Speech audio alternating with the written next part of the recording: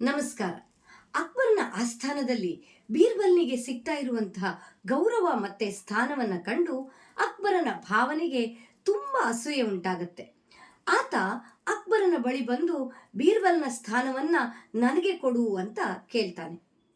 ತನ್ನ ಭಾವನ ಅಸಲಿ ಬುದ್ಧಿವಂತಿಕೆಯ ಅರಿವಿದ್ದಂತಹ ಅಕ್ಬರ ಮನಸ್ಸಲ್ಲೇ ಈತನಿಗೆ ಪಾಠವನ್ನ ಕಲಿಸಬೇಕು ಅಂತ ಭಾವಿಸಿ 300 ಚಿನ್ನದ ನಾಣ್ಯಗಳನ್ನು ಕೊಟ್ಟು ಒಂದು ವಿಚಿತ್ರವಾದ ಷರತ್ತನ್ನ ವಿಧಿಸ್ತಾನೆ. ಈ 300 ನಾಣ್ಯಗಳನ್ನು ನೀನು ನಾಳೆ ಒಂದೇ ದಿನದಲ್ಲಿ ಖರ್ಚು ಮಾಡಬೇಕು.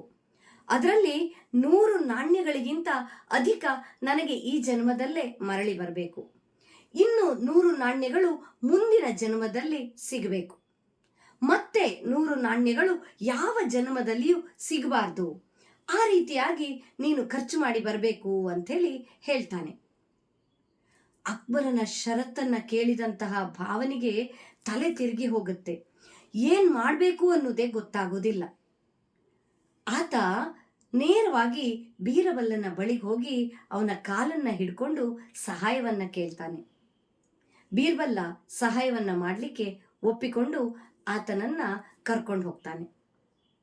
ಹಾಗೆ ಪೇಟೆಯಲ್ಲಿ ನಡೀತಾ ಇರುವಾಗ ಅಲ್ಲೊಂದು ಕಡೆ ಶ್ರೀಮಂತರ ಮದುವೆ ನಡೀತಾ ಇರುತ್ತೆ. ಬೀರ್ಬಲ್ಲ ಅಲ್ಲಿಗೆ ಹೋಗಿ ಆ ಶ್ರೀಮಂತರ ಮದುವೆಗೆ 100 ಚಿನ್ನದ ನಾಣ್ಯಗಳನ್ನ ಅಕ್ಬರ ಮಹಾರಾಜರು ಕಳಿಸಿಕೊಟ್ಟಿದ್ದಾರೆ ಅಂಥೇಳಿ ಉಡುಗೊರೆಯಾಗಿ ಕೊಡ್ತಾನೆ. ಆತ ಮೊದಲೇ ಶ್ರೀಮಂತ. ಮಹಾರಾಜರು ಉಡುಗೊರೆ ಕಳಿಸಿದಾನೆ ಅಂತ ಹೇಳಿದ್ರೆ ಸುಮ್ಮನೆ ಇರ್ತಾನ? ತಾನು ಅದರ 2ರಷ್ಟು ಉಡುಗೊರೆಯನ್ನ ಮಹಾರಾಜರಿಗೆ ಕಳಿಸಿಕೊಡ್ತಾನೆ. ಹಾಗೆ ಮುಂದೆ ಬೀರ್ಬಲ್ಲ ಒಬ್ಬ ಬಡವರ ಮನೆಯ ಮದುವೆ ಸಮಾರಂಭಕ್ಕೆ ಹೋಗ್ತಾರೆ.